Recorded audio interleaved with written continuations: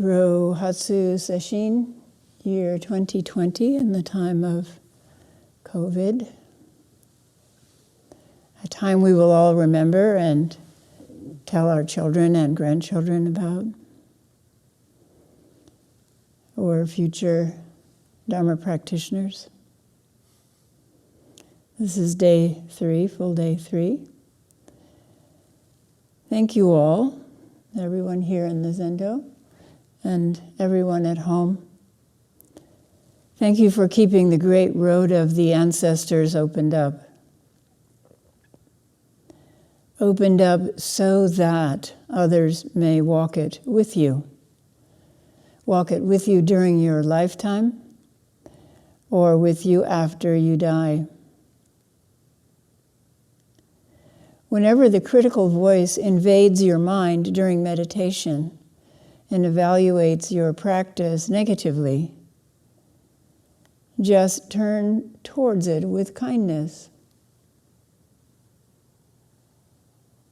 and say, "Oh, thank you for sharing your concern, but actually my only job right now is to keep the great road of the Buddhas and ancestors opened up. So I'm just sitting here smack in the middle of the road, keeping it open for anyone who wants to follow it." In fact, sometimes I get sleepy and my inner eye gets dim. When I get sleepy or I can't see the road so clearly and I lose track of my breath or my koan, that happens, but that's okay. I'm still just sitting here keeping the great road of the Buddhas and ancestors opened up. Sometimes I even lie down right here in the great road and go to sleep, but that also is still keeping the great road open. Heihe Dogen says, in the continuous practice of the way of Buddha ancestors, you should not be concerned about whether you are a great or modest hermit, whether you are brilliant or dull. Just forsake name and gain forever, and don't be bound by myriad conditions.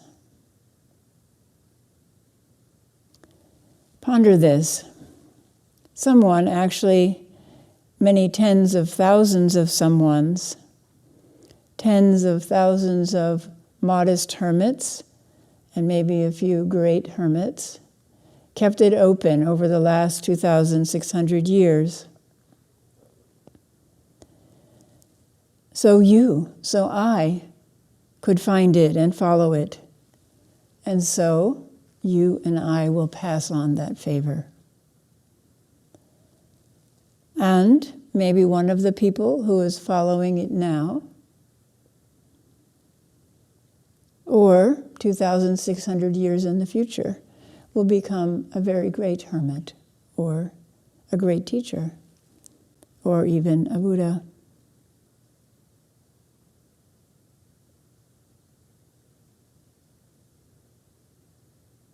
Sitting for a week in silence requires great faith and great determination. 2 of the 3 pillars of Zen that Hogan's first teacher, Philip Kapleau Roshi, wrote about, and the title of one of the few books in English that we had when we began practicing. So it was very well read and very well thumbed. Great faith about what? That the path exists even when you have lost sight of it, or you aren't actually actively practicing it. That path exists. Didn't it exist before you discovered it in this lifetime? Someone kept it open. Great faith that your practice, your contribution of time and life energy to this practice matters, even if you don't see the results at this time.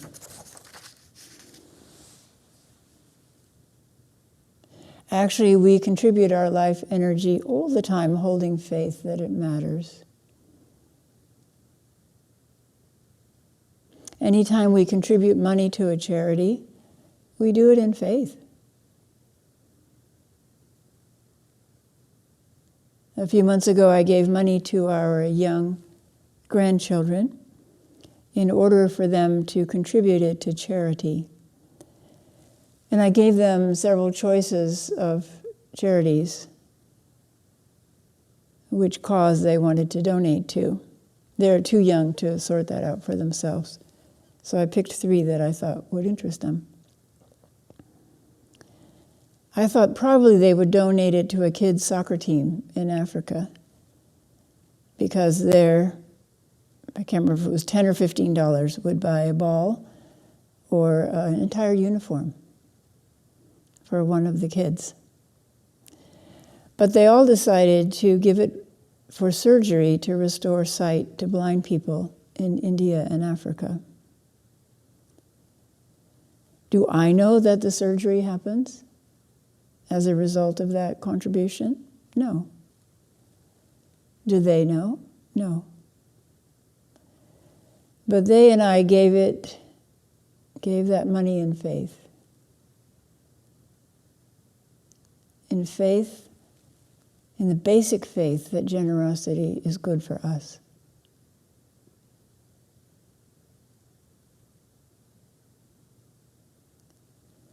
Recently, many of our residents and some Sangha members wrote letters to our county commissioners about the rezoning of this very verdant property in front of the monastery being converted to industrial use. This is something that's been going on ever since we arrived here 20 years ago, in one form or another. Are the chances low that the commissioners will change their mind? Yes. Is it worth doing anyway in the faith that it matters? Is doing something out of the desire to help our neighbors, including our person neighbors and our neighbor plants and wildlife, worthwhile? Is doing something to benefit our future guests worthwhile? Yes. In many ways.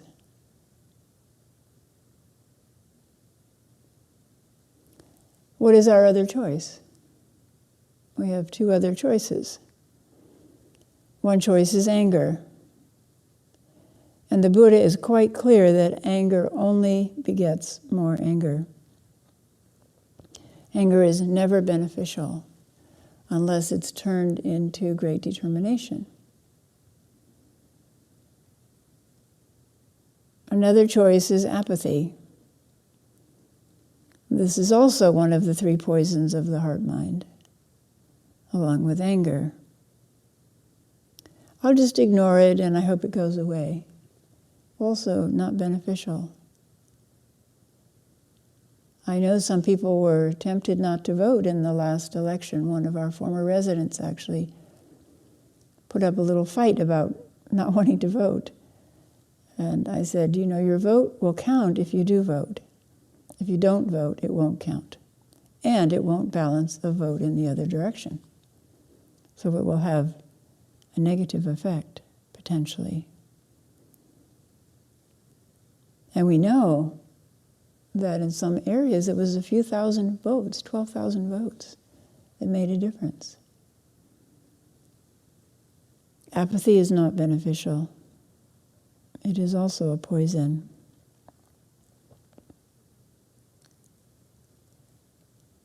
Here is what Eihei Dogen says so vigorously about this.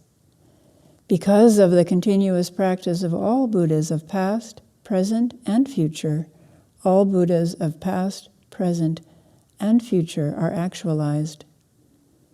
Therefore you aspire to practice.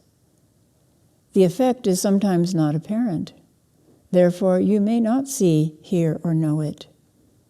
You should understand that although it is not revealed, it is not hidden. although it is not revealed to you. It is not hidden. So something very interesting to ponder in these lines is, because of the continuous practice of all Buddhas of past, present, and future. So it's easy for us to conceive of the devoted practice of the Buddha. You conceive of the Buddha back behind me 2,600 years ago, and then all the masses of practitioners, the great tree of practitioners. I'm sure you're all aware that for each name that we chant in the chant book, and then we chant the next person, their successor, but each one of them, or many of them, had many successors. And then each one of them had many successors. So it's not a line. It seems like a line on the Kechimiyaku when you write the Kechimiyaku or when we chant the ancestors. But it's not a line, it's a great tree. So I'm one of 13 successors of Maizumi Roshi. And Hogan and I have, I've forgotten, 6 successors so far. And each of them will have successors. And each of the 13 has successors. And some of them are like, I think Bernie Glassman's now in the 3rd generation of successors. So it's this huge tree, this gigantic crowd that's behind us, keeping the path open and available to us when we need to ask for help. But Dogen Zenshi says, Buddhas of the future, the continuous practice of all Buddhas of the future. That is really something to ponder.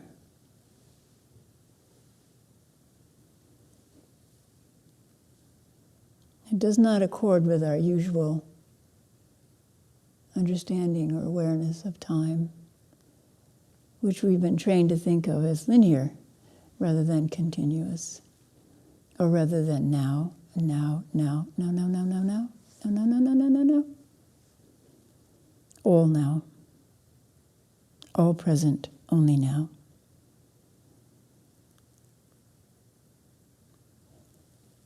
Although the beneficial effect of your practice is not revealed to you right now, or last night when maybe you felt so discouraged, it is not hidden to the world. One question that came up during the evening practice discussions, not last night because we had a technological glitch and couldn't do the practice discussions last night, but we think we've got it fixed, and there will be practice discussions available tonight. But one question that came up night before last during the evening practice discussions concerns a common experience during Sesshin. It's the feeling that I cannot go on. I am too tired to sit for one more minute. Or I'm in so much pain, I can't sit still for one more minute. Or my mind is so crazy, I can't sit with it. I don't want to abide with my mind for one more minute.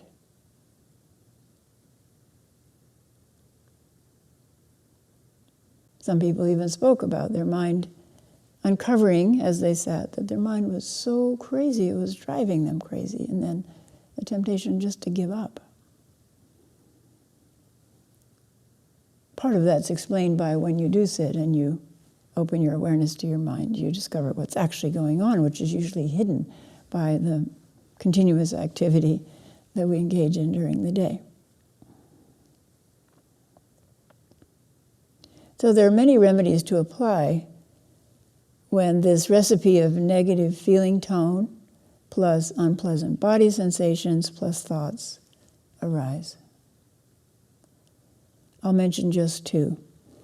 One is what our dear departed friend, Kyogen Carlson, recommended when someone asked him what to do when their legs were hurting so much during a Sesshin sitting period that they felt that they must move and it wasn't time for the bell to ring.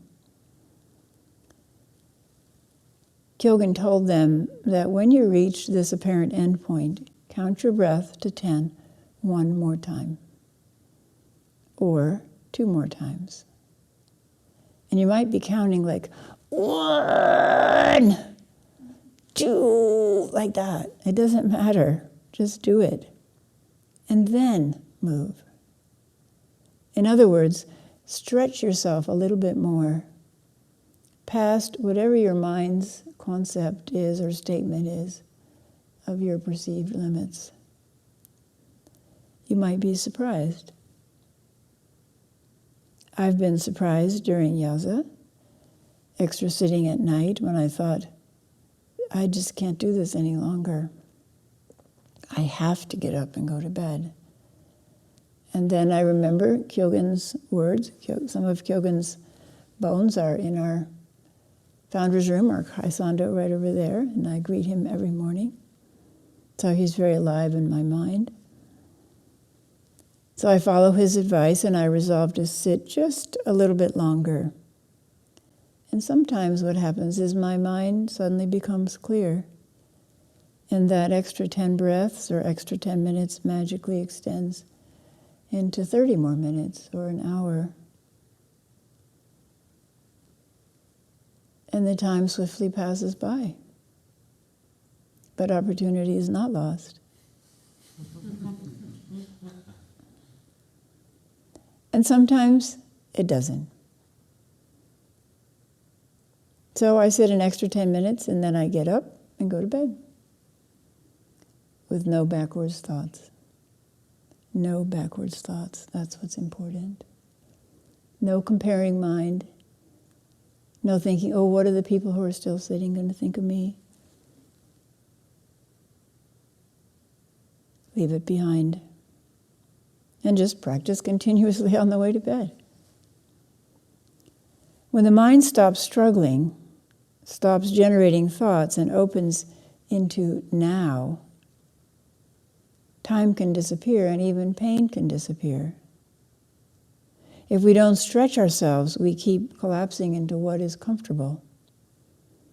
And our world then becomes smaller and smaller, especially as we age, because a lot of discomfort is thrown up by the body. And if we let that take over, our world becomes smaller and smaller. And then maybe we're compelled to defend that comfort.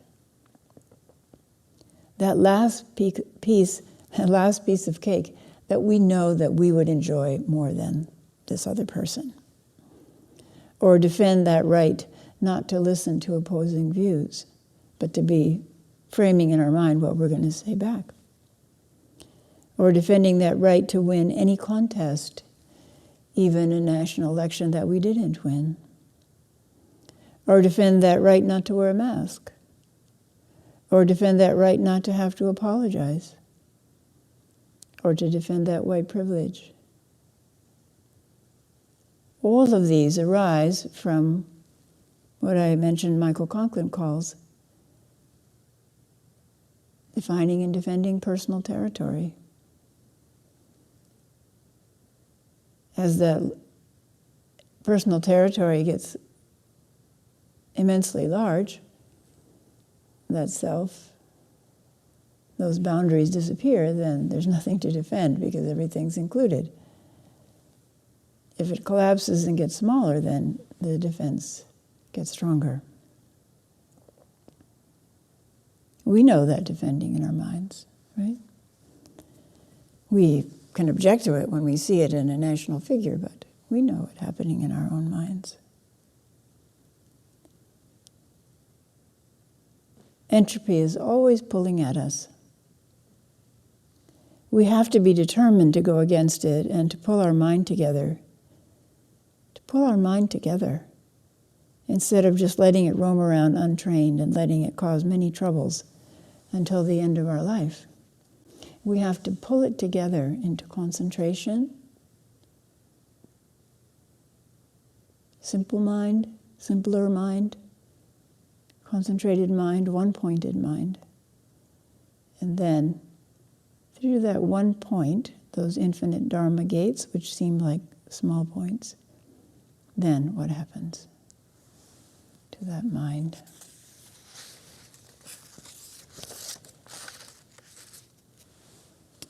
Here's the other remedy for feeling that you are at the end of your rope during sitting. Switch to a practice that you know that you enjoy, and enjoy it. For example, listening practice can be a great refuge and relief when the struggles of body and mind seem overwhelming. Let the sound of the rain wash through your body, your tired body, your heart, your mind. See if you can listen to individual raindrops.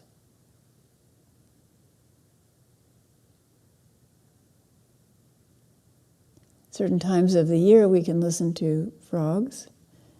Certain times of the year we can listen to crickets singing.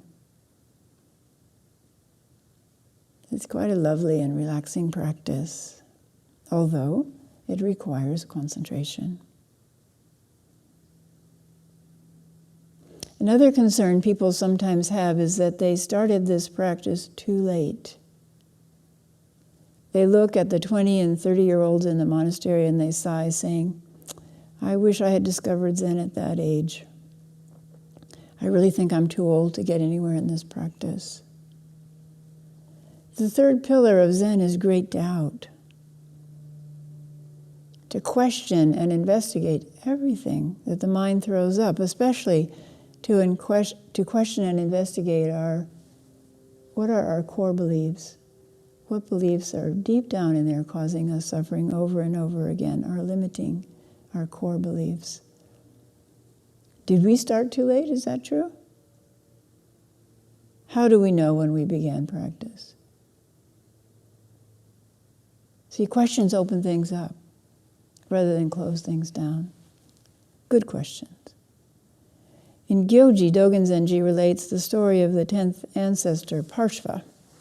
I'll read part of his story. Each of his stories are beautiful examples of things that arise in our practice. Venerable Parshva, the 10th ancestor, did not lay himself down on his side to sleep throughout his lifetime. That was his vow. Although he started his practice in his 80s, he soon received the great Dharma 1-to-1. As he did not waste a moment, within 3 years, he received the true eye of complete enlightenment.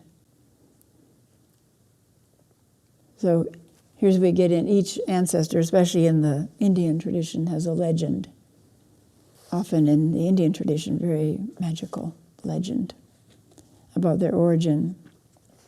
Like one ancestor was born with a okesa on. So what does that mean? But in Parshva's case, Parshva was in his mother's womb for 60 years and was born with long gray hair. As he had a vow not to lay himself down on his side to sleep, he was called Venerable Undefiled Sides. That is a good Dharma name, Venerable Undefiled Sides. In order to pick up a sutra in the dark, he would radiate his inner light, an ability he had from birth. So this seems quite magical, but actually I have had a student in the past who would sit in a closet in his house because there were children and so on, so they had a closet dedicated to practice. And he said that when he would sit in the dark in the closet, eventually it would be as if a light had turned on, and it got brighter and brighter and brighter, and it would illuminate the room. So we think some of these things are myths, but maybe not. When Parshva was about to give up his household and wear a monk's robe at the age of 80, a young boy in the town criticized him, saying, "You are ignorant. What you are going to do doesn't make sense. Monks maintain 2 types of practice, learning samadhi and chanting. You are too old and frail to learn these things.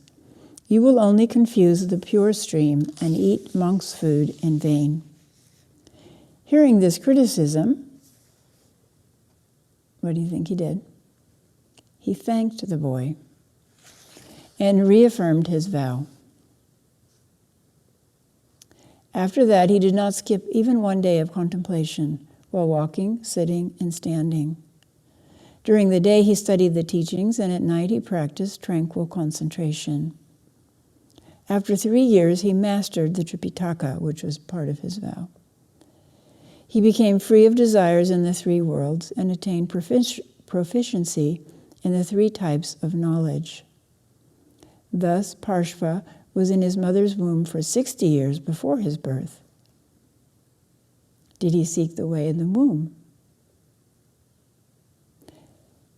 80 years after his birth, he left his household to study the way. It was 140 years after he was conceived. Although outstanding, he was older and more frail than anyone else. In the womb he was old, and at birth he was old. However, actually, having examined many, many newborns, some of them do look old at birth. And as I've said before, some of them look like, oh no, not again. However, he did not mind people's criticism and had unrelenting determination. He did not mind people's criticism. That itself is an amazing practice. And had unrelenting determination. That's why, after only 3 years, his endeavor to attain the way was fulfilled. Upon seeing the wise and being inspired by them, how could we be slack in our endeavor? We should not be hindered by old age and frailty. Birth is hard to fathom. Is this birth or not birth? So that's a question to ask every moment. Is this birth or not birth? Is this old age or not? The views of water by 4 types of beings vary. This refers to something he writes about, a traditional concept that he writes about in Genjo Koan, that it's an example of how different beings and even different people and even us at different times in our life see things completely differently. So it's about water. So dragons up in the sky look down and see a shining pool of water and see it as a jewel. And hungry ghosts, because their throats are tight, tiny, tiny throats, but they're constantly thirsty. When they drink, it burns their throat. They see water as fire, as pain. And fish see it as home. Fish don't even know it's water. You asked a fish, what is the source of water? Even if they could talk, they couldn't tell you, being water.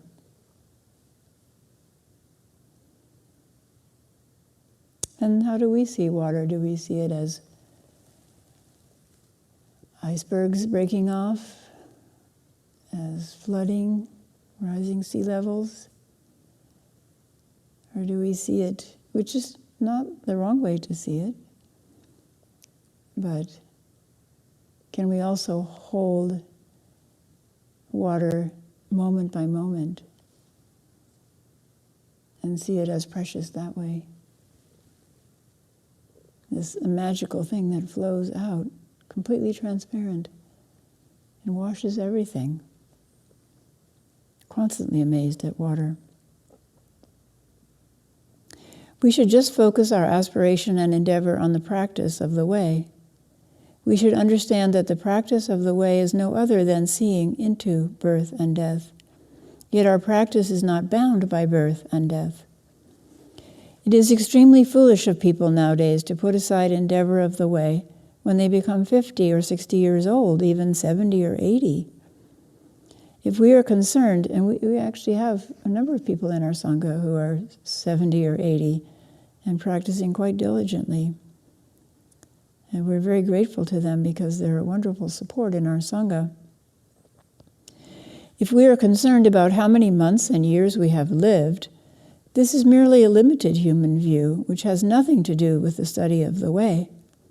Do not consider whether you are in your prime or old and frail.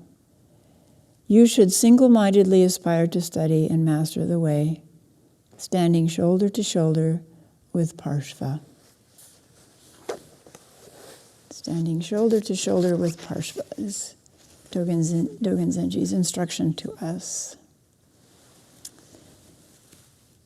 In continuous practice in Gyoji, he writes, as it is not stained by what is hidden, apparent, existent, or non-existent, you may not notice the causal conditions that led you to be engaged in the practice that actualizes you at the very moment of unknowing. So it's not stained by age. There is no such thing as being too young or too old to practice. And when we enter practice deeply, there is no age. But this is very interesting. You may not notice the causal conditions that led you to be engaged in the practice that actualizes you at the very moment of unknowing. Actualizes you at the very moment of unknowing. So you should not lament your age. One translation of the first line of the Heart Sutra that I love is, Avalokiteshvara Bodhisattva when coursing deep in Prajnaparamita. When coursing deep in Prajnaparamita, aligning ourselves with that flow of that deep wisdom, which has always, always, always existed, has no beginning and no end. Coursing deep in Prajnaparamita, when you are flowing with the now, when you are in samadhi, age drops away, time and the past and the future drop away.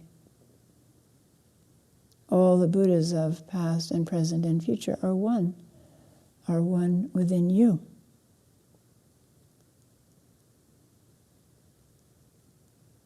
You may not notice the causal conditions that led you to be engaged in the practice. We should not lament any of our past. We should not lament any of our past.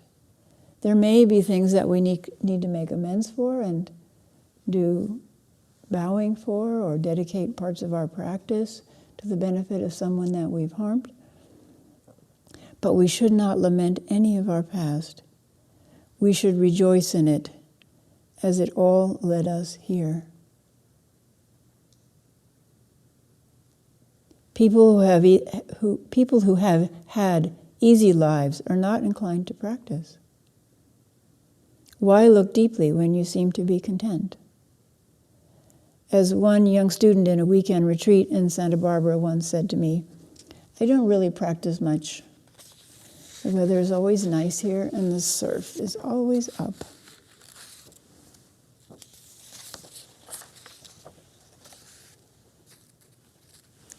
Well, the weather, external and internal, won't always be nice. And the surf won't always be up, or it may be up and flooding your house. So, wise to practice ahead of time.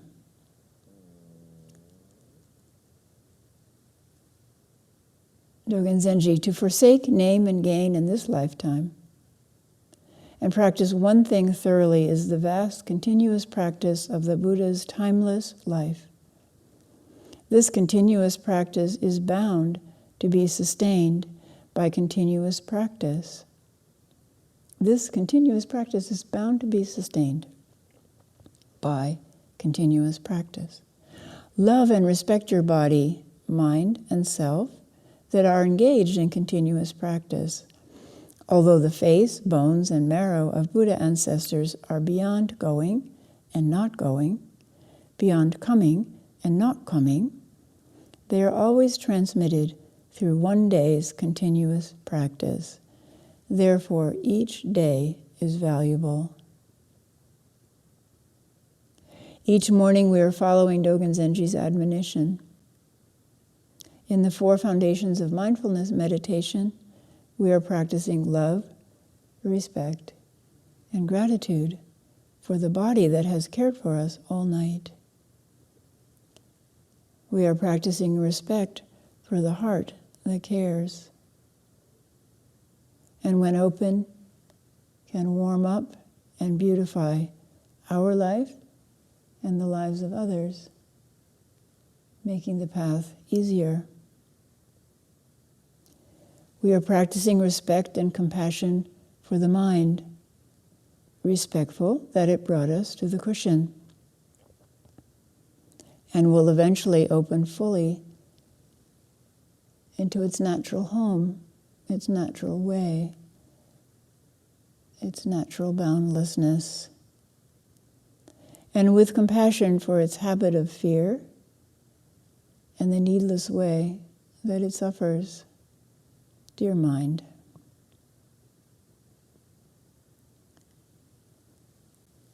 Togen Zenji, although the face, bones, and marrow of Buddha ancestors are beyond going and not going, beyond coming and not coming, they are always transmitted through one day's continuous practice. Therefore, each day is valuable. Please be interested in and investigate how to practice continuously, how to continue practice when your bottom is not on the official Zazen cushion. As you walk, doing walking meditation, and walking that has not been labeled walking meditation, how to practice continuously.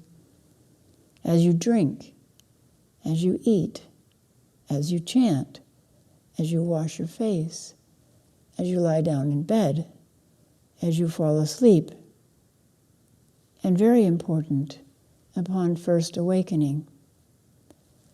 Pick the practice up right there as you awaken and watch the self assemble itself. Thank you.